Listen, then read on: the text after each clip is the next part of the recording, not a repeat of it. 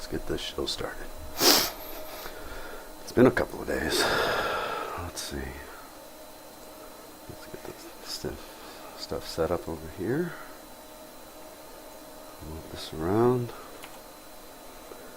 And there's that derpy old tower again that I still just haven't done anything with. But I did work on this. This is my little obsidian grind. Oop. I didn't mean to hit that. I forgot to put the redstone down. Oh, good. So I'm working with my kid. And I'm over here by my base. And I think he's over by his base.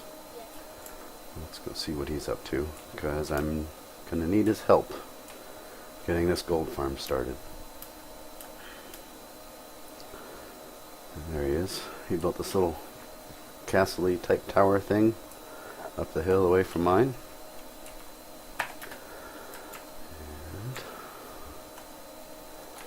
let's see.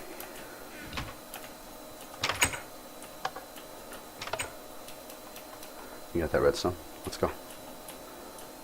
I just helped him get this set up the other day. There's that upstairs right here.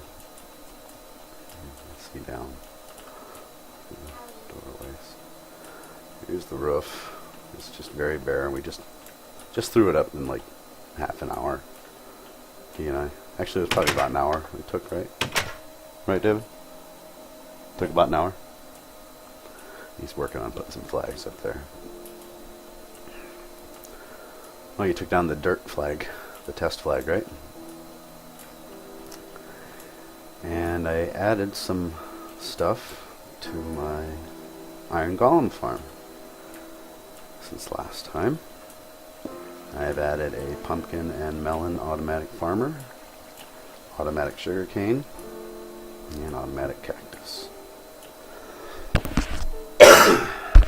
Excuse the coughing. Been sick. So, yeah, just sits here, just grinds away. I've shown the barn before. There's the kid grinding away my obsidian. Here's the barn where I keep all my melons. That's where I had that little adventure with Mycah. As he put it, kind of like a little choose your own adventure. But hopefully, if the kid can get just a little bit more obsidian, we can get started on making the gold farm. And this is my very first gold farm. I've never actually made one on any other world. I made a test one earlier today in Creative on my iPhone. But it seems to work, at least the layout and the plan. Can't really test nether mobs on the iPhone. That version of the game is not updated with the nether and mobs like that, so you can't really test it. But right here is going to be the base for the zombie pigmen for the gold farm. I figured I'd keep it close to everything else. That way I can work on stuff and still have the chunk loaded and everything be active. Now, here's going to be a lever here. Operates the drop zone. If it's extended, the power is on, or it's turned up. Then the pistons extend, and the mobs will fall and land on top of those half slabs there. The drop height is 23.5. It will put the majority of them at one hit punch. Some of them are two. I wouldn't punch them though. What I would actually do is when it's in the on mode, that's extended, they collect and accumulate there and fall and take damage. You walk up here and you instantaneously get issued a potion, splash potion of instant health. Take that, you launch it up into the box right there where they're all piled up, and it kills them. And you collect all the loot and all the drops. Otherwise, if you just want to have it in auto mode, which it'll probably be in auto mode the entire time. I doubt that I'll use it for an EXP grinder, but I don't know. if the switch is down, the pistons retract, pull the half slabs in or away, and then they drop a couple extra blocks, which should kill pretty much all of them. It's going to feed into this line of hoppers, which goes to your standard issue, pretty basic modular setup for item sorters. I'll explain the redstone here. On the other side of this block right there is the lever. And actually, David, if you can go over to that lever and hit the lever and flip it up.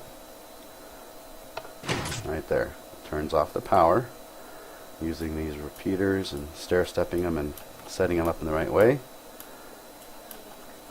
It powers this redstone, which feeds into these pistons, which extends the half slabs, the drop zone.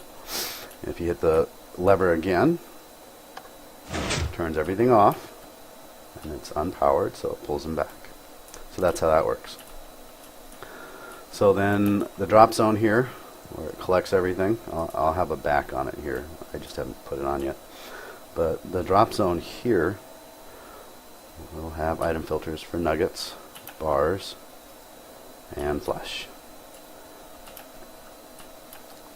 Any excess, like swords or whatever garbage happens to come out, will get fed through these hoppers into this dropper, which is facing down. I'm going to put some lava a couple of blocks down there. And what happens is this comparator is reading this hopper, and every time there's an item pushed in from this hopper into this dropper, it reads that signal, and it will push out a one range or one length signal of redstone, which will activate this repeater, which then sends the power back around to this block, which powers the dropper. So the dropper is actually having two things happening to it. It's being read by the comparator, and it's being powered by that comparator, by that repeater. And what happens is